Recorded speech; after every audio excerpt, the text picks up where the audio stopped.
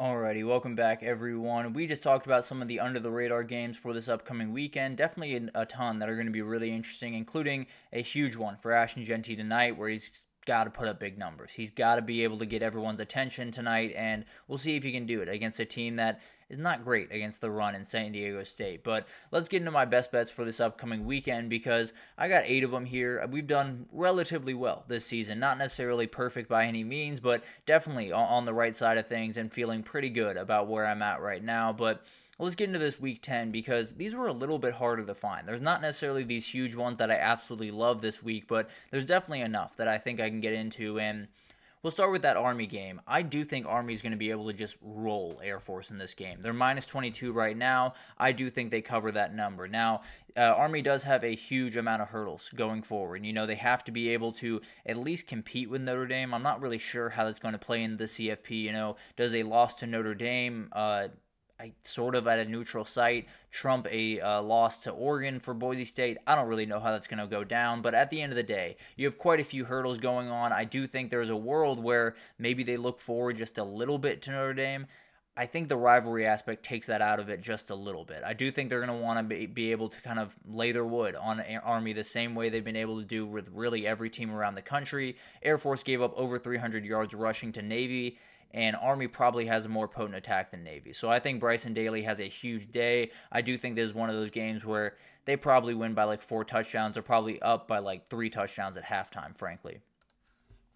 Then you got Vanderbilt Auburn over 48.5 is my next one. I do think this is a very interesting game down there in Auburn this upcoming weekend. There are a number of really talented players on both offenses, no doubt about that. There's a couple of injuries on both offenses as well, but I do think the under is just going to make too much sense here. Vanderbilt has struggled this year with teams that have very athletic defensive lines that can stop kind of that north-south run. You know, if they can't get Cedric Alexander, who is one of the guys that is questionable, if they can't get him running downhill, it's going to be really hard to get a lot of the stuff they do off of that, where you do the zone read, where you do a lot of the RPOs where they get out on the edge. A lot of those things can't really get going if you're able to stop that north-south run the way that Texas was a week ago, where that Vanderbilt offense looked a little bit more clunky than it has pretty much the entire year, and Auburn can absolutely do that. Maybe not to the same level Texas can, but absolutely it has a ton of athletic guys and can kind of slow down this rushing attack for Vanderbilt.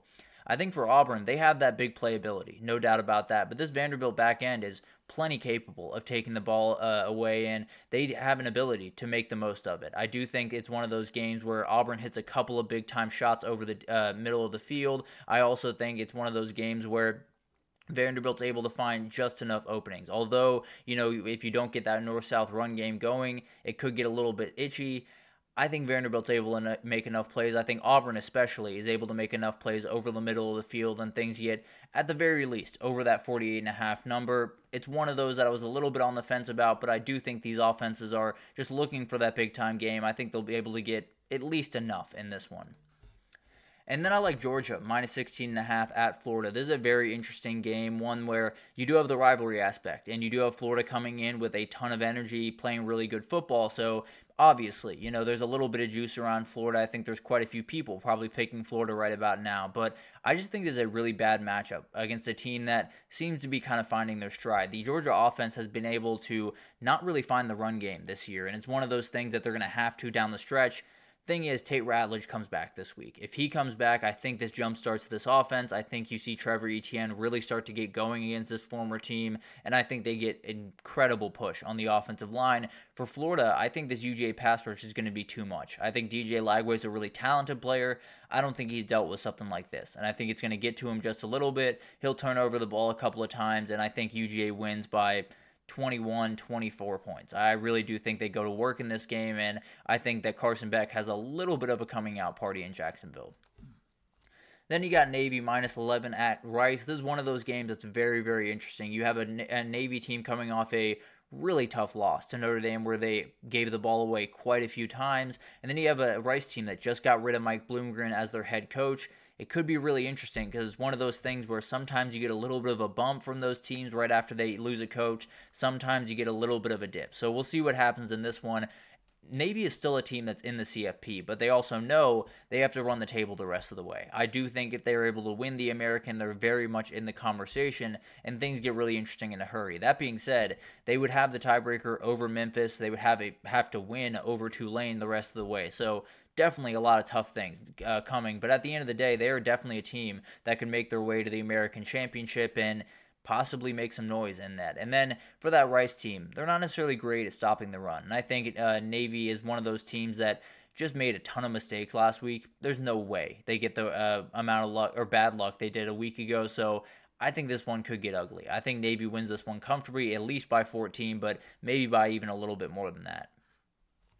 I like the A&M-South Carolina under 44.5, and this one makes me a little bit nervous because that number is so low. But at the end of the day, this is a huge game for Texas A&M, one of the bigger ones in their SEC history, because you win this one, you put yourself in a very, very good position to possibly run the table, to meet Texas at the very end of the year, and almost definitely get into the playoff. Obviously, there's some hurdles there, some craziness that could be worked out, but at the end of the day, you're almost definitely going to the playoff if you're able to handle business here, and then obviously able to win at Auburn in a couple of weeks. But it's one of those things where it's going to stay on the ground in this game. South Carolina is a team that doesn't necessarily want to get into a shootout, doesn't necessarily want to get into a world where Lenore Sellers has to make a ton of plays with his arm downfield. Now, on the other side, I do think it's going to be Marcel Reed. I think Marcel Reed is going to be able to go in this game, and I think it's going to be really, really interesting to see how this approach is against a really athletic defensive line. Maybe it's one of those things where this run game doesn't quite get going the way that they want, and they have to make a quarterback change or something crazy happens. But I really do think this could become something of a field goal off. I don't think there's going to be a ton of running room in this game, although Le'Veon Moss has every ability to get going in this game. I don't necessarily think it's going to be all that pretty. I think it's going to be a really tough rock fight, and whoever comes out on top. I picked South Carolina, but it's going to be a battle one way or the other. I think whoever wins this one probably wins the line of scrimmage battle, and that's going to be one that's going to be a fight pretty much from start to finish. So a huge one over there, and I think it's going to be a little bit of a rock fight in Columbia. Then you got USC Washington. I have the under 55.5. I think this is going to be a really interesting game because both these offenses have really struggled over the past couple of weeks. I think they're both kind of trying to make that big time statement. Thing is, they're going up against really, really bad matchups for their team. Now, Washington, I do think, could get something going in this game. For USC, you're throwing into one of the best maybe the best pass defense in the entire country in Washington. You have to be able to really thread a needle on some of these throws, and as good as Miller Moss has been, and as good as I think he is, it could be one of those games where it just kind of the wheels fall off a little bit, and Washington decides let's just run the ball. Let's just keep everything on the ground, not give them any big explosive plays on the defensive side, not give them that big jolt that they need, and just kind of handle business here. I wouldn't necessarily think that's crazy at all, and I think it's just one of those games where it starts really, really slow. I don't necessarily think either of these teams really get on the board, at least aggressively, until the second half, so I could see something like 14-7 at halftime or 10-3 or something crazy, and then things open up just a little bit, but not to that 55.5 number. I do like Clemson, minus 10.5 at Louisville. This is a bad spot for Louisville. They're going on the road. I believe they're playing their 7th straight game, which is absolutely insane on their 7th straight week. So they got a lot of things to figure out in this game, and they're going up against a team that hasn't necessarily had a true test since Georgia. So I fully understand being a little bit nervous about Clemson going into this game. But the reality is, I do think they've looked like a well-oiled machine. I think that offense is going to be just a load for Louisville to deal with. They're not necessarily a great defense on either aspect in pass defense or run defense, but they're absolutely a team that maybe if you commit to one part, you can absolutely stop this offense, but I'd be a little bit surprised. I think they have too many weapons. I think Cade Klubnik's running this offense too well, and I think this O-line is going to be able to hold up against this Louisville D-line. For Louisville, it's been a lot of feast or famine offensively. They've been able to make that big-time play, or they've been able to turn the ball over quite a bit and make a couple of mistakes and possibly give a team too many chances to win a game. You do that with Clemson, you're going to be in a really tough spot. And I think that Clemson D-line is going to not give you any room to run the ball. So I think Clemson wins this one. I think they win it pretty comfortably. I think they somewhat, at the very least, put everyone else in the country on notice. They make sure that everyone understands that this is a very real team, a team that could be dangerous down the stretch, and definitely one that is worth your time to watch because they're really, really fun. And I think it starts this weekend with a huge win.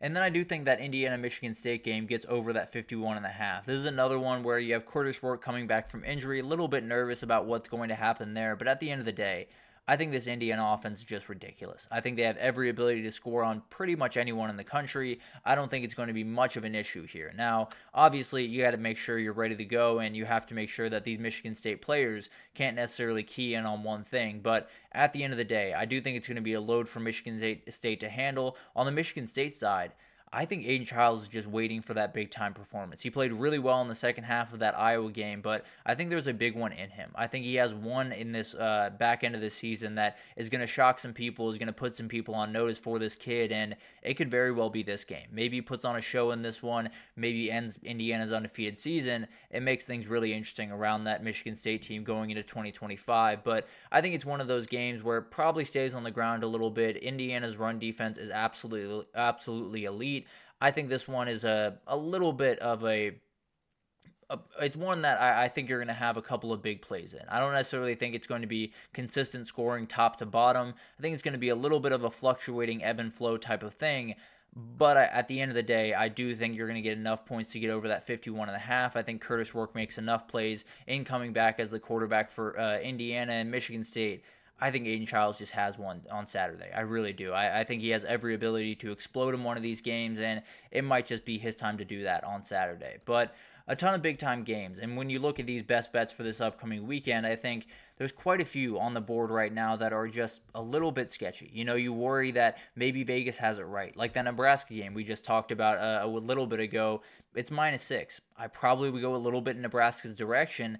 That being said, I don't want to go against Vegas and then look like an idiot. So I'm going to roll with the ones that I got. I do feel relatively good about those, and I think it could be one of those weekends where you have a lot of craziness happen, and definitely something to watch as we go into it because it's going to be really fun, and I think those bets, at the very least, hopefully, will get over 500. We'll have a very good week, and we'll be able to move forward feeling very good about where we are with these best bets. But let's take our final break here, and when we come back, we got quite a few things to update you on from this past weekend. We got a Georgia-Florida mix-up. They're going to be moving around a little bit over the next couple of years. We have the Big Ten not punishing anyone for that Michigan State-Michigan scuffle. You got the Big 12 dealing with some helmet comms issues, and then we'll give you some head coach updates, some injury updates, and everything else right after this, so stick with us.